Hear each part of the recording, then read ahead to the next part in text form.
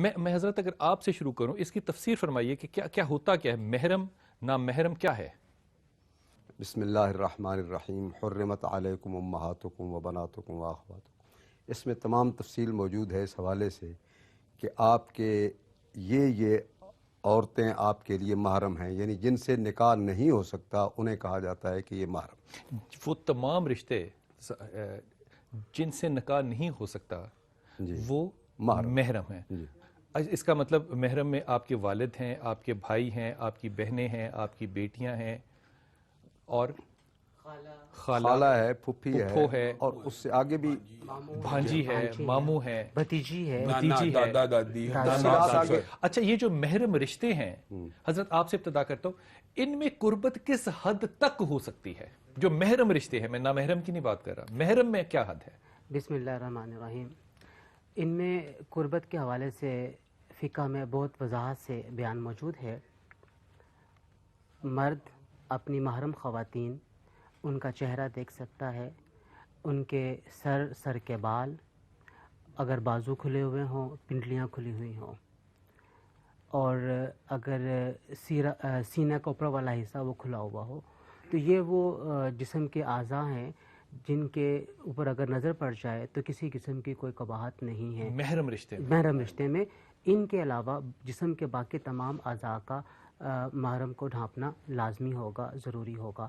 اصل بات یہ ہے، یہ جو مقدار بیان کی گئی ہے نا سطر کی، یہ ہے کم از کم اور حیا کا وہ ناف سے لے کے گھٹنے تک ہے، حیا کا تقاضا کیا ہے؟ اس کو یہ گھٹنے تک ہے، آپ کے ہاں بھی گھٹنے سے اوپر تک ہے، ناف سے لے کے۔ اور عورت کا سطر کیا ہے؟ عورت کا سطر ہمارے ہاں صرف سر کے بال وہ ننگے کر سکتی ہے، پاؤں ننگے کر سکتی ہے، ہاتھ ننگے کر سکتی ہے، چہرہ جو چیزیں عام کھلی ہوتی ہیں۔ اور اس کے علاوہ عورت کو جب ایک خاص موقع آتا ہے، یہ جو انہوں نے مسئلہ بیان کیا فقہ کا، وہ ایک خاص موقع کے اوپر ہے کہ بہن اگر دودھ پلا رہی ہے یا والدہ دودھ پلا رہی ہے تو بیٹا ادھر سے گزر سکتا ہے یا بھائی ادھر سے گزر سکتا ہے۔ یہ ایک خاص سچویشن کی صرف بات ہو رہی ہے۔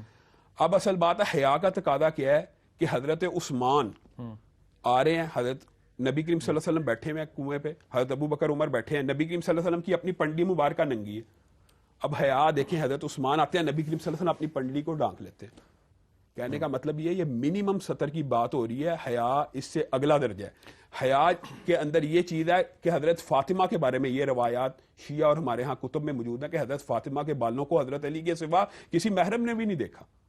یعنی دو سوال آپ سے میں کروں گا۔ ایک تو اس حدیث کی طرف آپ کی توجہ دلواتا ہوں جس پہ کہ اس آدمی نے اپنا چھلا جو ہے وہ بھی نہیں دیا تھا، اس کے پاس ایک کپڑا تھا، اور دوسرا حضرت ابو عبیدہ بن جراح جو ہیں انہوں نے ساری زندگی صرف ایک ہی کپڑا پہنا تھا، تو پھر ان کے اوپر آپ کیا، وہ تو لڑنے کے لیے بھی ایک کپڑے میں جاتے تھے، یہ اس کو کیسے؟ فَمَنِ اضْطُرَّ غَيْرَ بَاغٍ وَلَا عَادٍ، قرآن پاک کی ایک آیت ہے جو سارے ان مسائل کا حل ہے۔ جو انسان بغاوت اور سرکشی کے علاوہ کوئی بھی عمل کرے، یعنی میں کوئی عمل کر رہا ہوں، میری نیت میں اللہ رب العزت کی نافرمانی نہیں ہے، نہ بغاوت، نہ مجبوری ہو سکتی ہے، غربت ہو سکتی ہے، غربت اصل میں تو مصعب بن عمیر عبداللہ بن جراح کا جو آپ واقعہ بیان کر رہے ہیں، اس وقت کی بات ہے جب اسلام غریب تھا، اور اس وقت ایک کپڑے کے اندر حضرت مصعب بن عمیر کی تو کفنایا بھی ایک کپڑے کے اندر۔ ویسے ایمان غریب نہیں تھا، مسلمان غریب تھے، ایمان جو تھا وہ غریب بالکل نہیں تھا۔ اب ایمان غریب ہو چکا ہے، ویسے ہم امیر ہو چکے۔ ہم سطر کو ڈھانپتے ہیں، لیکن سطر کو ڈھانپنے کا طریقہ ہمارا تھوڑا سا جو ہے وہ قدریں مختلف شاید ہو گئی ہیں۔ اب ہم کھلا لباس نہیں پہنتے، اب ہم تہمت نہیں باندھتے، اب ہم جین پینٹ پہنتے ہیں یا ٹاپ لیتے ہیں یا ایسا لباس پہنتے ہیں کہ جو پہنا تو ہم نے ہوتا ہے، سطر تو ڈھکا ہوا ہوتا ہے لیکن وہ نہ ڈھکا ہوا ہی محسوس ہو رہا ہے، چاہے ہم نے عبا پہنا ہو۔ میں بڑے ادب سے بات کہہ رہا ہوں، چاہے ہم نے عبا پہنا ہو، وہ اتنا تنگ اور اتنا ٹائٹ ہوتا ہے کہ جسم جو ہے وہ شاید زیادہ رونما ہو رہا ہوتا ہے۔ اس کے بارے میں کیا ہوگا؟ اب آپ اس لباس کے ساتھ نامحرم کے آگے جا رہے ہیں یا بازار میں ہیں تو پھر کیا ہوگا؟ آسیات ناریات، یہ حدیث ہے، نبی کریم نے فرمایا قیامت کے دن ایسا، قیامت کے قرب میں ایسا زمانہ پیدا ہو جائے گا، عورتیں ایسے چست لباس ہے نا، باریک اور چست لباس پہنیں گی کہ وہ کپڑے پہنتے ہوئے بھی دیکھنے والے کے لیے براہنا ہوں گی۔ وہ جو جوڑے کے پیچھے سارا مڈل ایسٹ جو ہے وہ ایک فیک بالوں کو اٹھاتا ہے، وہ اٹریکشن کے لیے اٹھاتا ہے اور کوئی وجہ نہیں ہے۔ سارا کا سارا سعودی عرب، سارا کا سارا مڈل ایسٹ، سارا کا سارا دبئی، وہ اس معاملے ہم اس کو سمجھتے ہیں کہ شاید یہ حجاب ہے، وہ حجاب نہیں ہوتا، وہ اٹریکشن ہے عورت کے لیے، اٹریکشن پیدا کر دی گئی ہے۔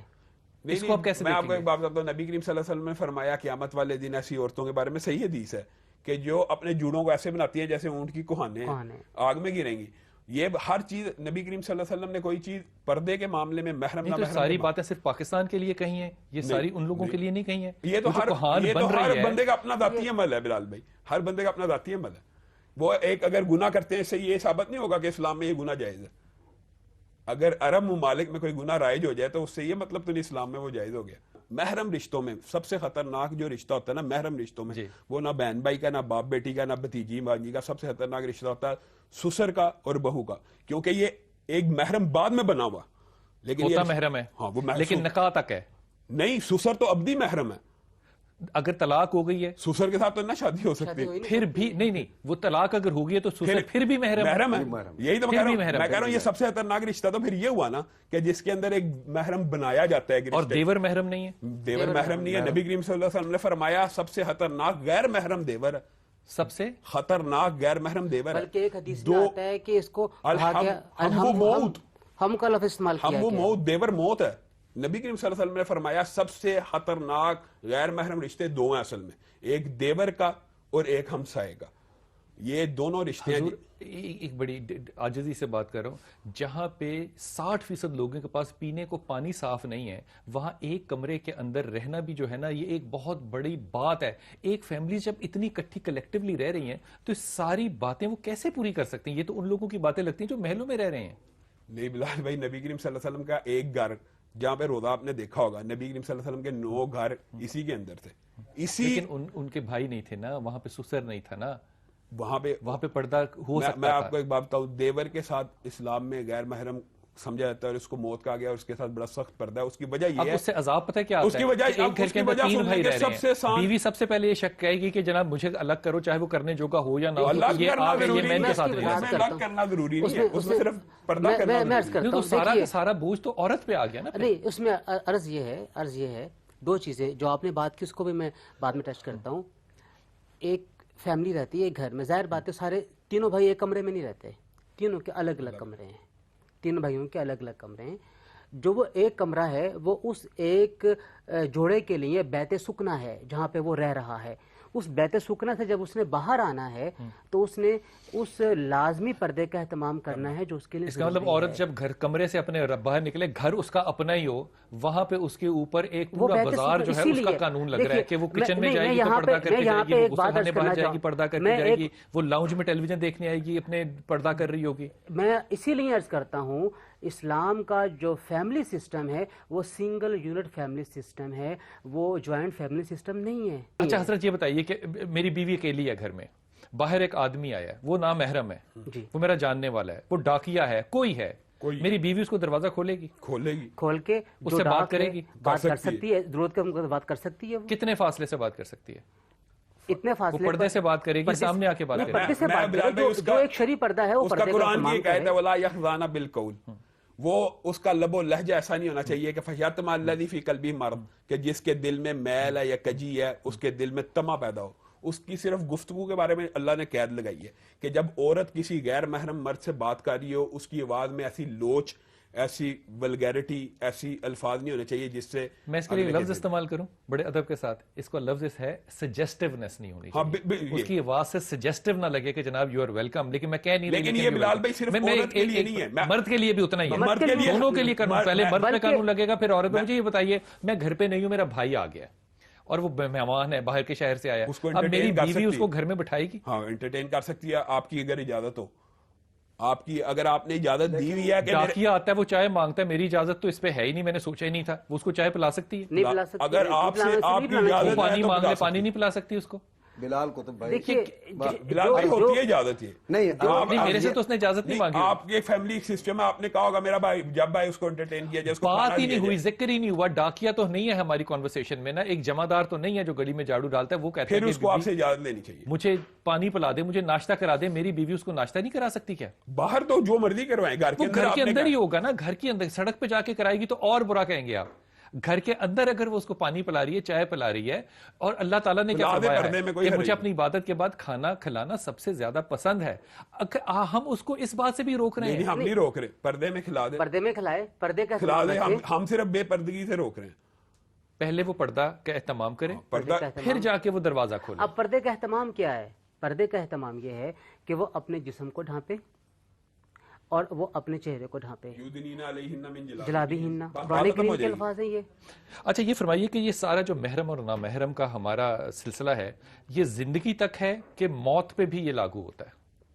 ہوتا ہے، موت پہ بھی لاگو ہوتا ہے. یعنی آپ یہ کیا کہنا چاہ رہے ہیں کہ غسل میت کے غسل کے اوپر؟ کیا خوبصورت بات پہنچی ہے ویسے تک. ہوتا ہے، لاگو ہوتا ہے. بالکل ٹھیک ہے. یعنی بیوی کو اگر غسل دینا ہے، اگر بیوی کو غسل دینا تو شوہر کو چاہیے. ہمارے ہاں دے سکتا ہے، فقہ حنفی میں کیا نہیں دے سکتا؟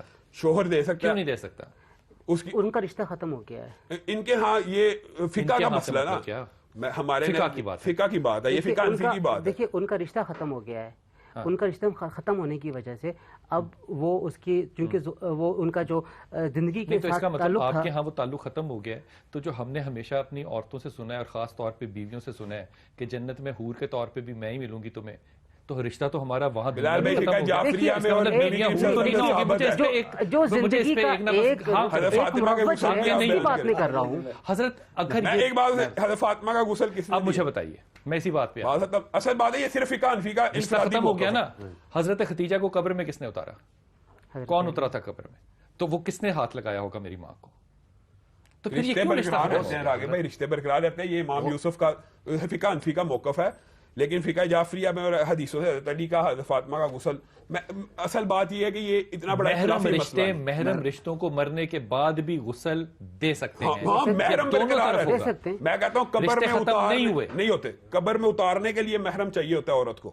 عورت کو غیر محرم قبر میں ہمارے ہاں نہیں اتار سکتے، فقہ جعفریہ میں بھی نہیں اتار. کسی ایسی صورت میں غیر محرم عورت کو قبر میں اتار سکتا ہے؟ مجبوری ہو سکتی ہے اگر اس کے رشتہ دار نہ ہو. جیسے حضرت ابو ذر غفاری رضی اللہ تعالیٰ عنہ، آپ مدینہ منورہ سے باہر چلے گئے تھے اور آپ کے ساتھ آپ کی بیٹی تھی تنہا، اور جب آپ کا انتقال ہوا تو 2 دنوں کے بعد ایک قافلہ نظر آیا اور اس نے آ کے پھر وہ بیٹی نے بلایا اور انہوں نے جنازہ پڑھایا، اور اس کے بعد ان کو اس سے مثال کیا ملتی ہے کہ بیٹی باپ کو غسل نہیں دے سکتی؟ دے سکتی ہے، لیکن چونکہ جنازہ وہاں پہ نہیں ہو سکا تھا نا، جنازے کے لیے انتظار کیا. میں بلال بھائی ایک بات بتاتا ہوں. غیر محرم کے چند جگہ پہ ہیں جو آپ ایکسیپشنل کیسز پوچھنا چاہ رہے ہیں.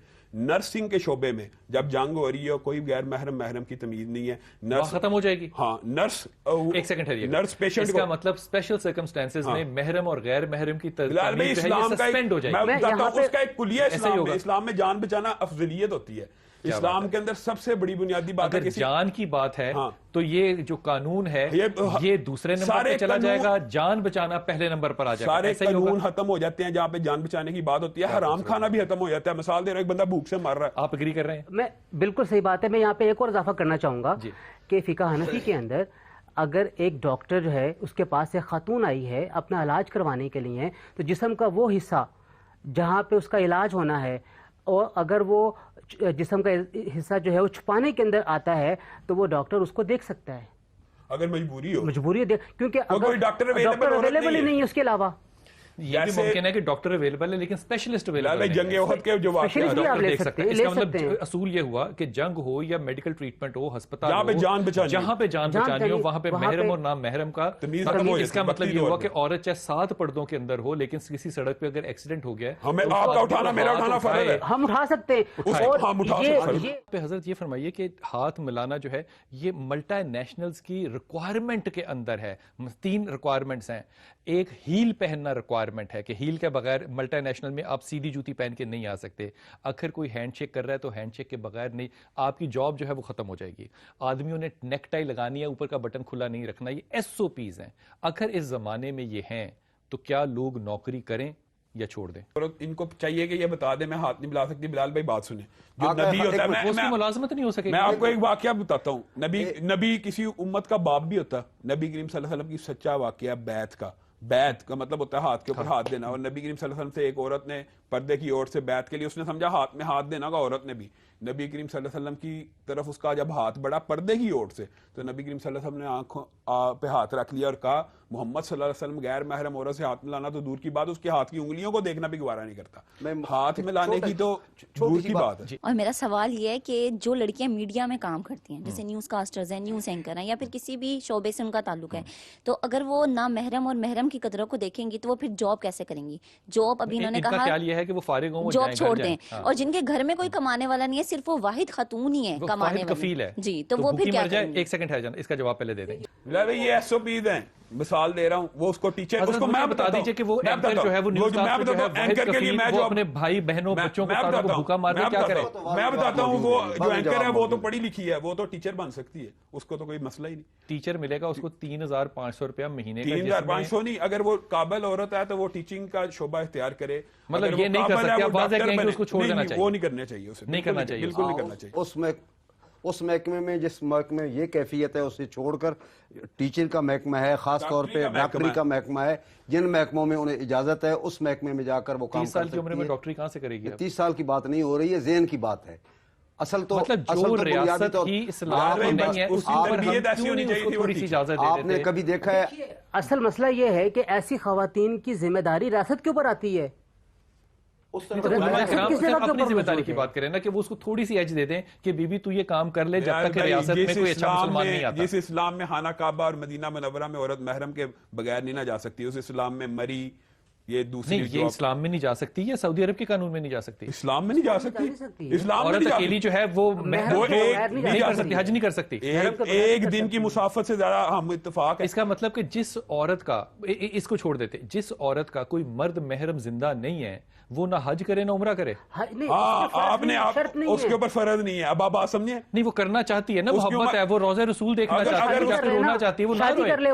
وہ اس کی عمر 60 سال سے کم ہے کہ زیادہ, یہ بتائیں حضرت یہ قانون ہم نے اس پہ کیوں لگا دیا ہے؟ یہ شریعت کا, بلال بھائی یہ شریعت کا, یہ نبی کریم اور اللہ نے لگایا ہے. ہم نے تو, ہماری کیا اوقات ہے کہ اکیلی عورت جو ہے ایک دن میرے روزے میں آ کے آنسو نہ بہائے. اصل بات یہ ہے وہ غلاف کعبہ کو نہ پکڑے. اکیلی عورت اگر مدینہ کی رہائشی جائے, ایک دن کی مسافت کی اجازت ہے. کوئی بھی عورت ایک دن تک کی مسافت پہ سفر کر سکتی ہے. ہماری جو کھلاڑی ہیں خواتین, یہ کھیلتی ہیں, لڑکیاں لڑکیوں کے ساتھ کھیلتی ہیں, لیکن سارے مرد دیکھتے ہیں, غلط کرتے ہیں, یہ غلط کرتے ہیں. یہ کیوں قانون غلط ہے؟ کیونکہ نہ محرم دیکھ رہے ہیں انہیں. ہاں, قرآن کی آیت ہے, یہ صرف عورتوں کے لیے نہیں ہے, یغضضن من ابصارہن, یہ مومن مردوں کے لیے بھی ہے. یغضض من ابصارہم, اپنی نظروں کو نیچے کریں. آپ سوال کیجیے گا. جی جی بیٹا مائک دیجیے. ایک تو ہمارے جو کو ایجوکیشن ہے اسکولز میں, کالجز میں, یونیورسٹیز میں, جو اس وقت ٹیمپرامنٹ ان کا چل رہا ہے نا علماء کا, بند کر دیں. وہ کیا ہوگا؟ اس کے علاوہ وہ میری بہن کرن نے سوال کیا, وہ جتنی جابز ہیں ان کا, اور تھرڈ یہ ہے کہ جو ہمارے ٹریول ایجنٹ بیٹھے ہیں وہ کسی گروپ کے ساتھ جو ہے محرم بنا کے ان کو بھجوا دیتے ہیں. اب اس کے کیا سلسلہ ہے کہ وہ ان کا جو حج, ان کا عمرہ, عورت نے نہیں, کیونکہ اس کی تو مجبوری ہے. نہیں مجبوری نہیں ہے اس کی. کیوں؟ کہاں مجبوری ہے اس کی؟ محبت مجبوری ہے حضرت. دیکھیے میں یہاں پہ ایک بات عرض کرتا ہوں. ام خلات ایک صحابیہ تھیں, غزوہ احد پہ انہیں پتہ چلا کہ ان کے 1 2 3 4 بیٹے شہید ہو گئے. وہ اپنے بیٹوں کو دیکھنے کے لیے آئیں, با پردہ تھیں, وویلا نہیں کر رہی تھیں. وہاں پہ لوگوں نے پوچھا ام خلات تمہیں کیا ہوا ہے؟ لوگوں نے پہچانا کیسے اگر وہ با پردہ تھی؟ تو پہچان لیتے ہیں لوگ. تو پردہ کیسا ہوا؟ پردے میں پہچانی جاتی ہے, آ جاتی ہے. اور وہ ایک کلوز معاشرہ تھا, اوپن معاشرہ نہیں تھا وہاں پہ اس وقت. 1,500 کے قریب آبادی تھی, پوری 2,000 کے قریب آبادی اس وقت. آپ کی بات پہنچی. مجھے یہ بتائیے کہ وہاں پہ گناہ جو ہے وہ اس عورت کو ہوگا یا اس ٹریول ایجنٹ کو؟ ٹریول ایجنٹ کو ہوگا, اور عورت کو چاہیے کہ وہ پہلے مشورہ کرے کسی عالم سے کہ میں جانا چاہتی ہوں, میرے بارے میں حکم کیا ہے. آپ جو سوال اٹھا رہے ہیں, ایسی کون سی عورت ہے جس کا محرم نہیں؟ بہت عورتیں. مجھے بتائیں, بھانجا نہیں ہے, بھتیجا نہیں ہے, وہ نہیں جانا چاہتے. اگر وہ جانا چاہتے تو ان کا وہ کہتے ہیں ہمارا خرچہ اٹھائیں. پیسے نہیں ہیں, بہت ساری مسائل ہو سکتی ہیں, اور شرط کے بغیر مشروط نہیں ہوتا. یہ بات صحیح کہہ رہے ہیں کہ جب شرط ہی پوری نہیں ہو رہی تو فرض کیسا؟ مجھے جی جی جی جی بلال بھائی, اگر ایک گھر میں 2 بھائی رہتے ہیں, یعنی کہ ان کے ماں باپ نہیں ہے, صرف 2 بھائی رہتے ہیں, اور ان میں سے ایک بڑے بھائی کی بیوی ہے اور بڑے بھائی کا کسی وجہ سے انتقال ہو جاتا ہے, اور بھابھی نے اپنے دیور کو بیٹوں کی طرح بچپن سے پالا ہو, تو وہ وہاں پہ رہ سکتی ہے کہ نہیں رہ سکتی؟ اس جگہ پہ وہ کیا کرے؟ مرد کے گھر میں وہ بیوی رہ سکتی ہے, مرد کے گھر میں بیوی رہ سکتی ہے, اور انہی شرائط کے ساتھ جو کہ جن پردے کی شرائط. خطرناک نام ہے. وقت بالکل ختم ہو گیا, وقت بالکل ختم ہو گیا. انتہائی ممنون, انتہائی